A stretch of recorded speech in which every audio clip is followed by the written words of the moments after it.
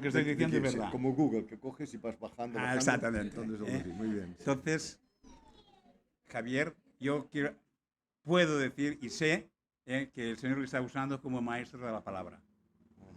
Amén. Quiero orar por mí, por si acaso.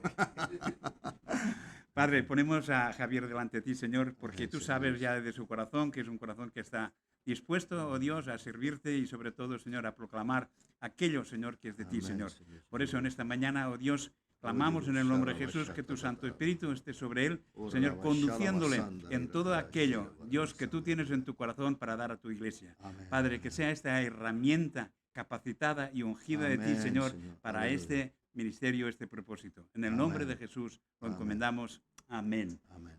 Muy Amén. bien, pues me alegro de estar aquí con vosotros. Es verdad que hace muchos años que vi cómo esta iglesia en un garaje, muchas gracias hermano, en un garaje de por allí, per allà al teu poble, com se'n diu d'allò? Per allá a Benavent, allí en un garaje éramos 4 gatitos y empezábamos las reuniones y cómo el Señor poco a poco fue transformando y añadiendo y hoy estamos aquí gracias a Él. Jesús era un contador de cuentos, ¿lo sabías esto? ¿A quién no le gusta que le cuenten un cuento? A mí me gusta y a los niños pequeños les encanta, ¿o no? Por eso tienen tanto éxito los contadores de cuentos. Cuando hay un cuentacuentos, la gente se reúne a su alrededor, los niños están encantados. Pues Jesús les contaba cuentos a esta gente. Les contaba cuentos que tenían que ver... ¿Me oyes? ¿O tengo que coger el micro? Es que me muevo mucho. Sí. Cuentos que tenían que ver con el contexto histórico, el contexto social donde vivía aquella gente. ¿Y a quién hablaba? A gente que vivía en una cultura de supervivencia, que si había grano, comían, si no había, no comían. Si había una sequera, pues lo iban a pasar fatal. Y les hablaba de historias del campo y de los animales, etcétera, etcétera, etcétera. Y a aquella gente le entendían. Si hoy viniera Jesús aquí, yo creo que se iría, por ejemplo, si viniera a Nueva York, en el Harlem, yo creo que no les contaría cuentos de ovejitas, porque no saben lo que es una oveja. Aquella gente han visto alguna chuleta de oveja en el supermercado congelada, pero no sabían lo que eran las ovejas, lo que era pastorear, no sabían. Supongo que ellos hablaría de taxis, de comida basura, de cines y tal, pero de ovejas no creo que les hablara, porque Jesús estaba interesado en que le entendieran. Entonces cogía imágenes de la vida de cada día, ¿verdad? Y las convertía, que la gente sabía y conocía, para explicar cosas que la gente no sabía ni conocía. Y esto se llamaban parábolas, una enseñanza paralela, ¿verdad? Entonces Jesús les hablaba de una manera que la gente lo entendía. Y por eso cuando leéis las parábolas dicen, y el reino de los cielos es como, no es que sea esto, es como, y les metía una historia que ellos podían entender, para que entendieran lo que es del reino de los cielos, ¿verdad? Y entonces, hoy vamos a ver una parábola agrícola, ¿verdad? Que nos va a encantar. Pero os tengo que decir una cosa, que muchos de nosotros que ya vivimos en el siglo XXI, cosas de estas no las entenderíamos si no fuera porque podemos ir a libros. Pero los que somos un poco más ancianitos, como yo, pues sí que las entendemos porque las hemos visto. ¿Quieres poner, por favor, la primera diapositiva? Muy bien. ¿Qué és això, José María? Una forca. Rastrillos de otra manera. Pero vamos a explicarlo. Muy bien. ¿Ves cómo ya la gente empieza a esto? Ostres, has dit una parábola muy guapa, José María. Se ve que el pastor sabe. Bueno, fijaos, cuando se segaba el trigo, lo metían en un lugar que se llamaba la era. La era era un lugar que estaba embaldosado, con baldosas de piedra o de un material resistente. Y allí pasaban algo que se llama el trillo. Y el trillo eran como una especie de maderas, una especie de palets con clavos y tirado de un mulo. Y el trillo lo que hacía, pasando por encima, soltaba el grano, ¿verdad? Lo dejaba suelto de la espiga, de la paja. Este era el primer paso. Quizás alguno por ahí que venga del campo entiende esto, ¿no? O lo ha visto, o lo ha oído, ¿verdad? Este era el primer paso. Pero luego venía el segundo paso. Este grano con la paja que estaba en el suelo, ¿verdad? Se tenía que recoger. Y lo normal no es que uno se pusiera allí y empezar grano por aquí, paja por allá. Esto era una barbaridad. Entonces cogían la forca, el aventador, como ha dicho José María, una palabra técnica, que es la palabra adecuada, ¿verdad? Y entonces puedes pasarme la otra, por favor. Cogía la paja, ¿verdad? Con todo el trigo, todo lo que pillaba abajo, y hacía algo así. ¿Quieres la otra? Se ponían en la era, un día un poco ventoso, y con el aventador echaban todo esto al viento. ¿Y allí qué pasaba? El viento soplaba y, ¿veis aquí que está soplando el viento de aquí para allá? Lo que hacía era echar la paja en un sitio y el grano que pesaba más lo echaba en el otro. Había sido automático. La paja quedaba, pesaba menos en un lugar y el grano en otro. Y en Mallorca tenemos una palabra muy bonita, muy adecuada, muy del campo, para decir escoba. Ella ascendió una granera. Una granera. ¿Por qué es una granera? Porque con ella recogían el grano que había quedado separado al ventear, al aventar, porque la palabra es aventador, ¿verdad? O bieldo, un aventador, un bieldo. Entonces, cogían el grano, esa granera, granaban y cogían todo el grano y lo metían en el saco. ¿Entendéis? ¿Por qué os digo todo esto? Ahora lo vais a ver. Vamos a abrir la palabra en Lucas. Diréis, este tío se enrolla más que una persiana, pero es bueno porque así entenderemos bien la cosa. Lucas, capítulo 22, versículos del 31 al 34. ¿Tenéis abierta la Biblia? Lucas 22, versículos del 31 al 34. Dice así la palabra del Señor. Simón, Simón, Jesús está diciendo. Está repitiendo 2 veces Simón. Le está llamando la atención. Oye, chico, escucha, pon atención que te voy a decir algo importante. La repetición de la palabra indica esto, ¿verdad? Satanás, mira que, ten en cuenta que, sepas que Satanás os ha reclamado. Satanás os ha reclamado. Ojo, Simón, ojo al dato, sepas que Satanás os ha reclamado a todos. Se lo dice a Simón, pero se está dirigiendo a todos. Y fíjate que es interesante que el enemigo, el acusador, el enemigo de nuestras almas, el gran enemigo de Dios, está haciendo una reclamación, está exigiendo. Pero fíjate que hoy está muy de moda hoy. El otro día vi una interview que le hacían a este cantante famoso, el mexicano, ¿cómo se llama? Marcos Witt. Y le preguntaron, bueno, ¿y usted qué piensa del demonio? Y dice, bueno, el demonio es un mal, algo que está en cada uno de nosotros y tal. No, has equivocado, Marcos Witt. Quizás antes ibas bien, por hoy no vas bien. El demonio es un ser espiritual, personal, que está en contra de Dios y mueve todo lo que haga falta para hacer daño a la creación de Dios. Ese es el demonio.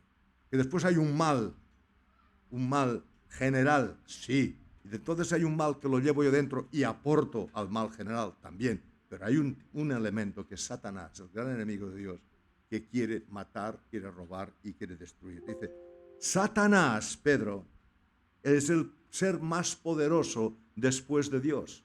Primero, el gran poder es Dios, pero luego el segundo poder es Satanás. Tiene un poder increíble que no nos podemos ni imaginar. Lo hemos folclorizado mucho a Satanás, pero cuando haces un estudio un poco profundo de demonología, te ves que la cosa no es para jugar, ¿verdad? Y entonces dice, ha pedido, pero la palabra que se usa aquí como pedir es reclamar. Y es una palabra forense, es lo que reclama el abogado del juez para que diga, reclamo que le consideres inocente. Y el otro, el fiscal, el acusador, el Satanás, ¿verdad? Dice, no, reclamo que le consideres culpable. Es una palabra dijéramos, forense. Lo exijo, lo exijo. Porque el juez tiene la autoridad para tomar la decisión final.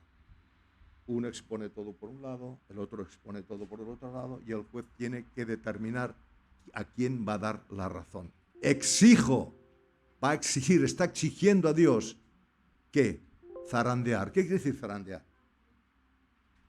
Pues en el diccionario de la Real Academia, zarandear quiere decir algo como tú no, José María, porque eres demasiado grande para mí. Pero por decir estoy de esto, por favor. Mira, mira, José María es más grande. No digas que estás muy alguien normal, alguien normal.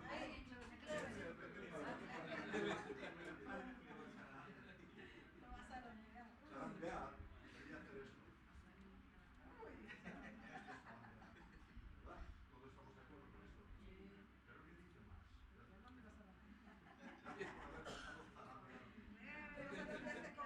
Pero ¿qué dice más? ¿Qué dice más?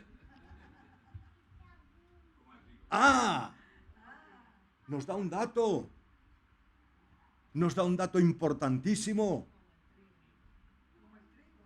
Zarandear, aventar como el trigo. Ponme por favor la diapositiva, hermano.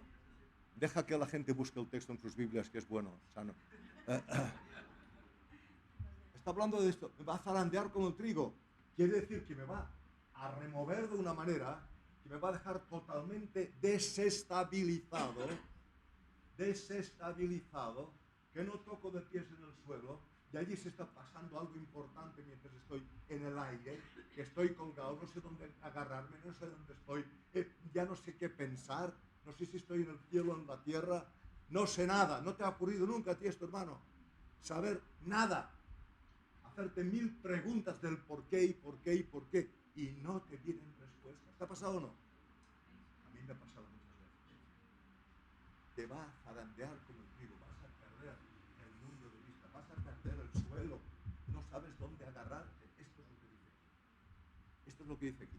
Gracias a Dios que nos da el dato, porque si no pensamos que nos harían solamente así, con los pies bien apoyados en el suelo. Por eso es tan importante, hermano, cuando leamos la Escritura, tener en cuenta las palabras que se usan, porque las palabras que se usan son muy importantes. Jesús no decía nada por decir, cada cosa tenía su importancia, ¿verdad?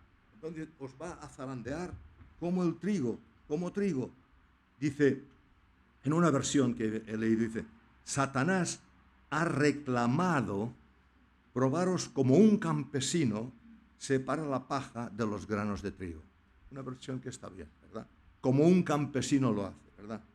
¿Cuál es el objetivo de esto? ¿Por qué tiene que hacer esto? ¿Por qué tiene que buscar la manera de tenerme colgado, de tenerme sin sostén, de tenerme sin saber dónde estoy, de ser una persona desestabilizada? ¿Por qué? Lo dice claramente Jesús. Dice, he rogado por ti, 32, para que tu fe no falle. El objetivo, el petardo, el proyectil, el torpedo a la línea de flotación, a nuestra fe. A nuestra fe. Hermano, muchas cosas que te están pasando en tu vida están destinadas a hundirte la fe. Lo dice Jesús aquí.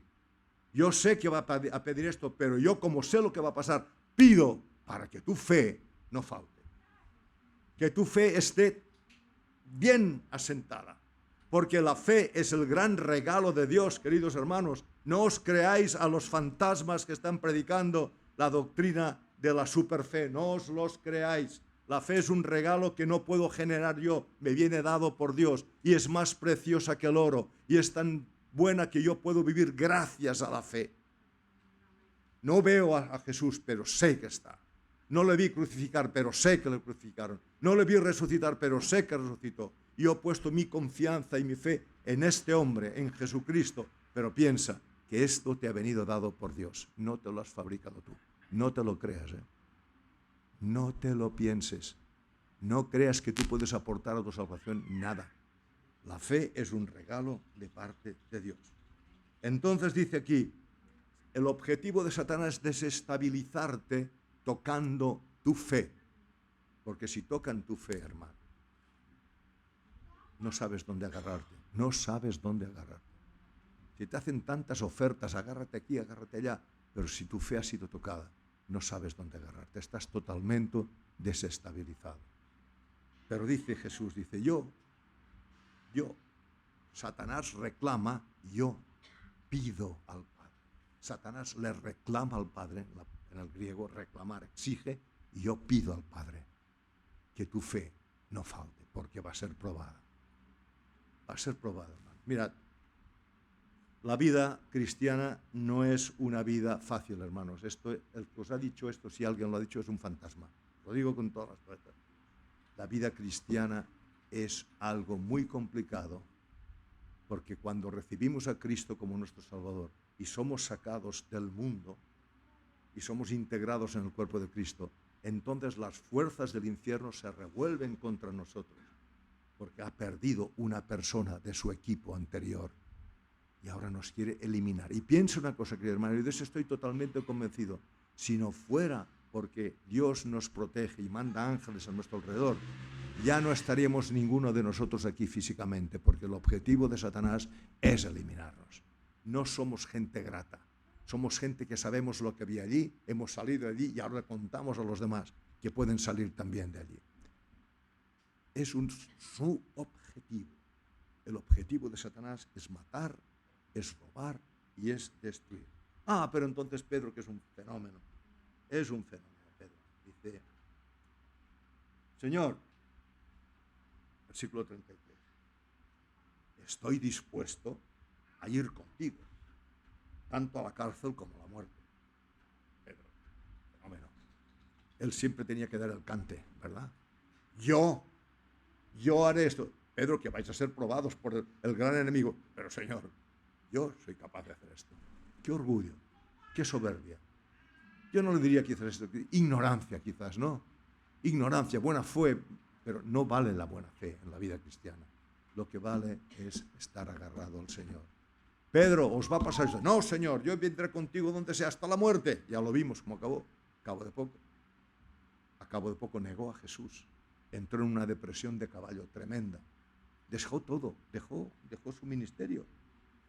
Hermanos, pensamos que con nuestras fuerzas podemos hacer muchas cosas, pero a la presión a la que estamos sometidos, de parte de nuestra carne, de parte del sistema en el que estamos inmersos, que nos influye, pero muchísimo, y de parte de las potestades de maldad en el mundo espiritual, es muy fuerte, hermano. No podríamos, te lo digo yo, que no podríamos. Que no podrías, querido hermano, es demasiado. Si estamos aquí es por la misericordia de Dios que nos guarda, nos protege y nos anima. No podríamos dar un paso más allá, hermanos. Esto es algo increíble que a veces no lo tenemos en cuenta. Detrás de nuestra naturaleza hay un mundo espiritual con un gran manipulador que es Satanás, que viene a intentar arrebatarnos la fe y a destruirnos. Pedro iba a ser probado en su autosuficiencia. Le viene, es probada su autosuficiencia. ¿Qué ha pasado aquí? Que Satanás aprovecha esta especie de orgullo, no sé si llamarlo orgullo, o de soberbia, o de falta de conocimiento, o de ignorancia de Pedro, lo aprovecha para aventarlo. Y Pedro se encuentra aquí en medio, sin tocar en un lado ni en otro. ¿Sabes lo que hace? Deja a Jesús. Y hay un punto en que Pedro dice, no, esto de ser pescador de hombres fue un sueño, ¿verdad? Un sueño que tuve. Sí, todos estábamos allí, nos creímos a Jesús, nos creímos al Mesías, y ya ves cómo ha acabado el Mesías en la cruz, ya ves tú, ¿qué Mesías iba a acabar en la cruz? Cuando el Mesías tenía que venir y salvar a Israel de todos los enemigos que tenía y poner a Israel por encima de las naciones. Y lo mismo que estaba sufriendo Israel de parte de los romanos, hubieran sufrido los romanos de parte de Israel, porque esto es lo que quería, ¿verdad? Entonces, hermanos, la realidad es muchas veces, hermanos, que subestimamos la intensidad y el poder del diablo operando dentro y fuera de nosotros. Esto no lo digo yo, lo dice un escritor que me gusta, se llama Peter Scazzero. Dice, lo voy a leer: subestimamos la intensidad y el poder del diablo operando dentro y fuera de nosotros. No está queriendo decir que somos poseídos del diablo, sino que se aprovecha de esta naturaleza carnal para presentarnos situaciones y cosas que nos ayudan a caer. Y fuera, ¿verdad? Y hay algo que me gusta mucho de Bob Dylan, Bob Dylan dice, Dios tiene el poder, el hombre solo tiene su propia vanidad. Lo repito, Dios tiene el poder, el hombre solo tiene su propia vanidad. Pobre Pedro. Pedro, pero tú ¿qué te crees quién eres? Pero él dice, no, yo voy a hacer todo esto contigo. Hermanos, estábamos escuchando hoy testimonios de personas que estaban pasando un tiempo de prueba, un tiempo de ser atacados, ¿verdad? Un tiempo donde se quedaban aquí, colgados quizás, haciéndose preguntas que no tenían quizás respuestas en este tiempo. Y cuando estaba escuchando todo esto decía, pues esto es lo que dice la palabra, hermano. Esto es el pan nuestro de cada día. Y en una iglesia, en una congregación donde tenemos comunión los unos con los otros, siempre escuchamos noticias de estas y también escuchamos buenas noticias de cómo el Señor, a pesar de todo, saca a las personas del momento complicado. Pedro fue llamado a ser pescador de hombres. Dice, mira, yo ni pescador de hombres, ni pescador de nada. Me voy a pescar lo que yo he hecho toda la vida, peces sí hay. Pero yo estoy de pescador de hombres y entra en una depresión. Se lleva 7 discípulos, se van a pescar, no pescan nada, vuelven. Y Jesús les espera allí. Dice, tiran la reta ya y sacan un montón de peces. Pero ¿sabes una cosa? Cuando Jesús en Juan 21 llama a Pedro, después de desayunar, es importante, ¿eh? Primero les prepara un buen desayuno. Y luego dice, Pedro, vamos a hablar un rato. ¿Sabes una cosa? Jesús no le dice, Pedro, ¿por qué no has hecho lo que yo te decía? ¿Qué ha pasado contigo? ¿No me sirves? No sirves para nada. No, ¿sabes una cosa? No le quita el ministerio de pescar hombres. Ahora le convierte en pastor. Sacas los peces de fuera, luego estos peces se convierten en ovejas y los tienes que pastorear. No le quita el ministerio que le dio al principio, sino que no le echa en cara todo esto, sino que da un ministerio nuevo. Un ministerio nuevo. Y ahora te vas a ocupar de estas ovejitas y de estas ovejozas, que hay algunas que ya son muy grandes, y después están las cabras, pero las cabras que las pastorea el Señor, porque la cabra tira al monte, ¿o no? ¿Verdad? Un pastor le viene grande pastorear cabras. Ya están estas ovejas que ya están hechas, que se las saben todas ya después te vengan las cabras. No, Señor, las cabras pastorealas tú, porque a la cabra tira al monte, no me sigue, ¿verdad? Pero qué bueno como Jesús no echa en cara a Pedro su situación, hermano. Hermano, Jesús no te está echando en cara si estás colgado por ahí y has tomado decisiones equivocadas por la presión, por las circunstancias, por la fuerza del enemigo. El Señor sabe lo que hay. ¿Sabe lo que dice? Yo voy a orar por ti. Tú estás exigiendo, Satanás, tú exiges que te den la autoridad, pero yo no exijo, estoy orando por ti, yo estoy pidiendo por ti. Y yo soy más grande que Satanás. Por tanto, hermanos, es la ventaja que tenemos. Y entonces Pedro, más adelante, aquí sí que tendríamos que leerlo, 1 de Pedro 1, 6 y 7, aquí sí que tendríamos que leerlo porque es muy interesante. El mismo Pedro que experimentó todo esto ahora está escribiendo una epístola universal y dice así, versículo 1 Pedro 1, versículo 5. Vosotros que sois protegidos ¿por quién? Por el poder de Dios, que es más grande que el poder de Satanás. ¿Mediante qué? La fe. Si te pegan un torpedo en la fe, estás perdido, hermano. Estás perdido. Jesús necesitamos que nos ayude, porque Él es el autor y el consumador de la fe, ¿verdad? Dice, ¿para qué? Para la salvación, que está preparada para ser revelada en el último tiempo. En lo cual os regocijáis grandemente, aunque ahora, por un poco de tiempo, si es necesario, seáis afligidos con duras pruebas. Hermano, yo creo que más claro el agua. Dice que ahora, en este tiempo, seremos afligidos por diversas pruebas. La aflicción es una consecuencia normal de pasar por la prueba, hermano. Lo normal es que si estás siendo apretado, si estás siendo estreñido, ¿verdad?, por la prueba, no estés pegando saltos de alegría. Jesús, cuando pasó por la prueba, dice: mi alma está en una depresión de muerte, una depresión mortal. Dijo esto, era Jesús. Hermano, si tú estás pasando por un momento complicado, no importa que digas que aleluya, gloria a Dios, puedes decir: me duele, me está haciendo daño, hermano, ayúdame, escúchame, ora por mí, necesito tu apoyo. No puedes decir: no pasa nada. No, hermano, toquemos de pies en el suelo. No estamos en Marte, estamos aquí.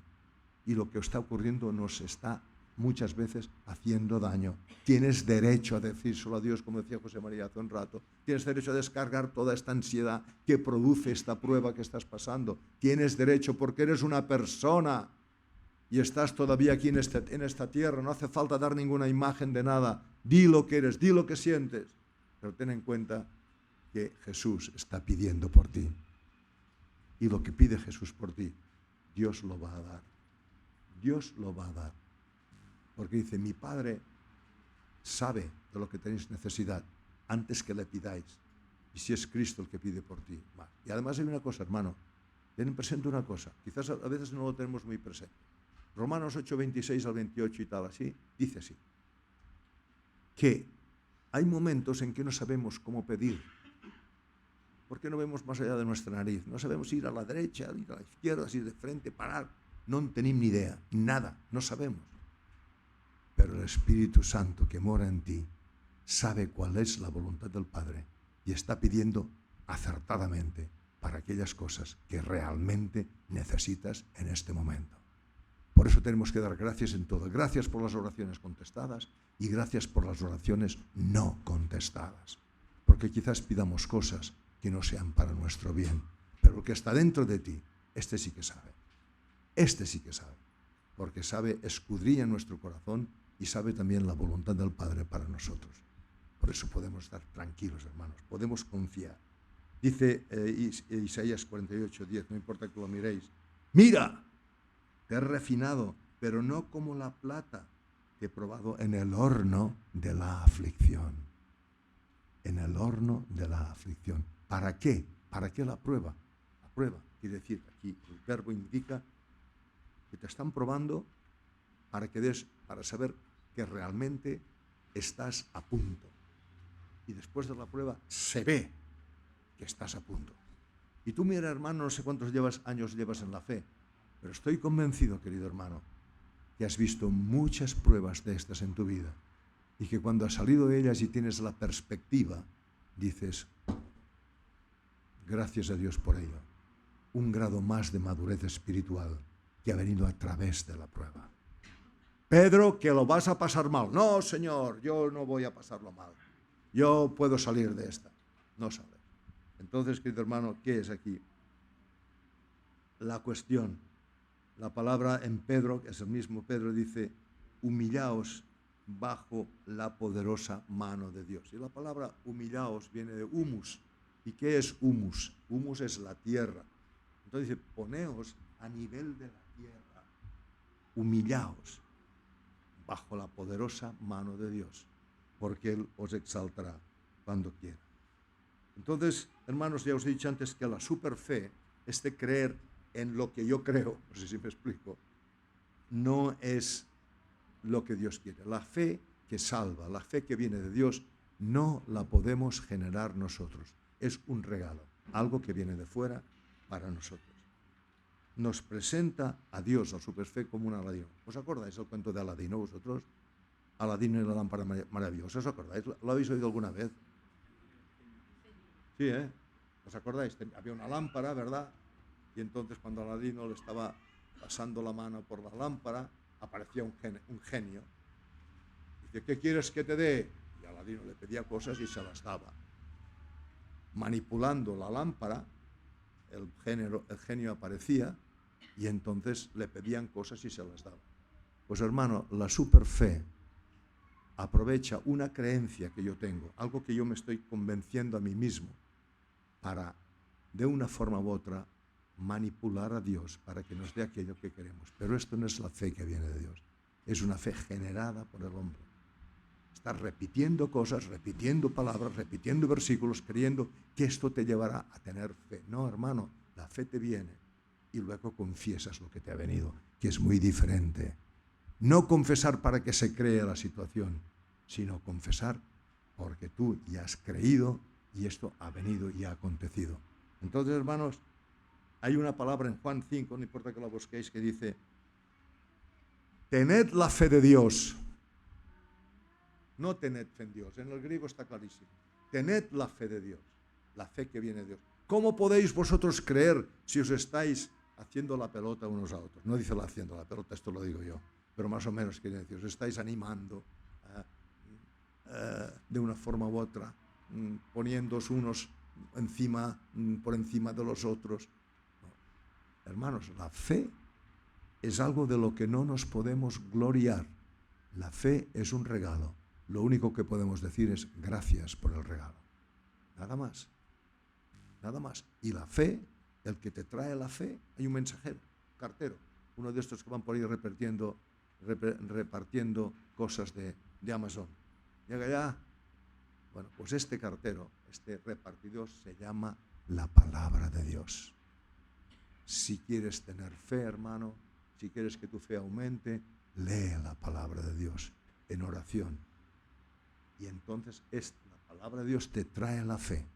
Y una vez está aquí, el Espíritu Santo la trabaja en tu corazón. Y en el momento que sea necesario, tendrás un fruto. Es un regalo, hermano. Póntelo aquí bien claro. Entonces, a nivel personal, hermanos, somos muy, muy tocados. Gracias a Dios que podemos estar en una comunidad donde podemos, de una forma u otra, participar nuestras inquietudes, nuestros sufrimientos, nuestras alegrías, para animar, para consolar, para amonestar a otros. Gracias a Dios. Porque, hermanos, vivir la fe solo, en solitario, es muy complicado.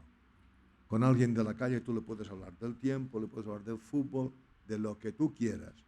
Pero hay un punto que ya no te va a entender más cuando le hables de tus angustias, de tus luchas, etc. No te va a entender. Por eso es necesario tener una comunidad, hermano. Una comunidad en la que puedas confiar, en la que puedas ser tú mismo, en la que te puedas quitar la máscara, en la que puedas decir, este soy yo, esto es lo que hay, no hay más. Es una bendición tener una comunidad, aunque a veces es pesado. Y necesitamos el amor de Dios para compartir con los demás. Y para concluir, hermanos, hay algo que me gusta mucho. Apocalipsis 12:17 explica un poco el por qué la mayoría de los cristianos de hoy en día están abrumados por la cultura, el sistema y el mundo que nos rodea. Dice así: el dragón enfurecido, Apocalipsis 12:17 para el que quiera buscarlo. El dragón enfurecido salió para hacer guerra contra los que guardan los mandamientos de Dios y tienen el testimonio de Jesús. Hermanos, es lo que te decía al principio, que no está contento, que ha salido hecha una fiera contra nosotros, hermanos, que si no fuera por el poder de Dios, hoy no estaríamos aquí, no le interesamos. Entonces la actitud del creyente, como dice Santiago, es someterse a Dios, rendirse al Todopoderoso Rey de Reyes y Señor de señores. Y Pedro dice, humillarse. Someterse y humillarse implica humildad y conocimiento de nuestra debilidad. Hermano, ¿conoces bien tu debilidad? ¿La conoces bien? Dile al Señor, Señor, yo soy débil en esto. Tú no te avergüenzas de mí, tú sabes cómo soy. Tú sabes que aquí pincho, que aquí me meto la pata en cualquier momento. Este conocimiento de mi debilidad hace que yo confíe en el poder de Dios. Por eso cuando yo soy consciente de esto, soy débil, pero soy fuerte. Soy débil porque yo soy una persona humana, con todas mis debilidades, pero soy fuerte porque confío en aquel que es todopoderoso para guardarme y para salvarme. Esto es maravilloso, hermanos. Y entonces, ¿qué dice aquí? Muy interesante, fijaos bien, vuelvo a Apocalipsis. El dragón enfurecido salió, y aquí en otra palabra nos dice, A ver, ¿dónde está? Es muy interesante. Dice Santiago, dice, someterse y humillarse. 1 Pedro 5:8 dice, sometidos a la autoridad de Dios, resistid al diablo y él huirá de vosotros. A ver, humillaos bajo... Esto es Santiago, me he liado. Santiago dice que nos tenemos que humillar, someternos bajo la autoridad de Dios y el diablo huirá. Fíjate bien, antes en Apocalipsis dice, el diablo enfurecido salió. Y aquí dice que ahora huirá de nosotros. ¿Por qué? Porque estamos sometidos bajo la poderosa mano de Dios. Sometidos. No es que nosotros tengamos un poder superior al de él, es que estamos bajo el que tiene todo el poder. El que salió enfurecido para ir contra nosotros, ahora dice que huirá. Hoy se hacen muchas cosas, se dicen muchas cosas, se hacen muchas declaraciones, muchas historias, pero hermanos, la única manera de que el diablo huya, este que salió enfurecido contra nosotros, es estar sometidos bajo la poderosa mano de Dios. No hay otra forma. No te lo creas. Todo lo que te digan que no sea esto, no te lo creas. Puedes hacer 1000 cosas, 1000 palabras, 1000 declaraciones, ponerte 1000 historias. No te lo creas. C.S. Lewis, el que hizo las Crónicas de Narnia, que era un buen teólogo, dice así: hay gente que ven demonios por todas partes. Por todas partes ven demonios. Cualquier cosa que ocurra es un demonio. No es correcto. Hay otras personas que no creen en los demonios. Dicen que estos son problemas psicosomáticos, etcétera, etcétera. Pero la Biblia dice, no, el diablo está, pero está sometido al poder y a la autoridad de Dios. Esto es lo que hay. ¿Hay demonios? Sí. Pero yo no tengo que estar ahí buscando demonios. ¿Habéis visto una película que se llamaban Los cazafantasmas vosotros? ¿Os acordáis que llevaban una especie de aparato y cuando veían un fantasma le pegaban un tiro? Pues hermanos, hay muchos cristianos que están haciendo de cazademonios. No hay que hacer de cazademonios. Cuando aparece, se echa, si está sometido y sale. ¿Verdad? Pero hermanos, es una realidad. Hermanos, estamos en un mundo donde el sistema está totalmente dirigido por el príncipe de este mundo. Y lo podéis ver. Podéis ver un telediario y veréis lo que hay allí. Pero también tenemos una cosa, que el Rey de Reyes y Señor de Señores ha venido y vendrá para vencer. Y al final el diablo acabará en el lugar que tiene que estar. Normandía, el 6 de junio del 44, las tropas aliadas desembarcaron en Normandía. Hubo unas pérdidas tremendas. Muchísima gente murió allí, mucha gente. Es verdad. Ahora bien, no habían conquistado todavía Europa.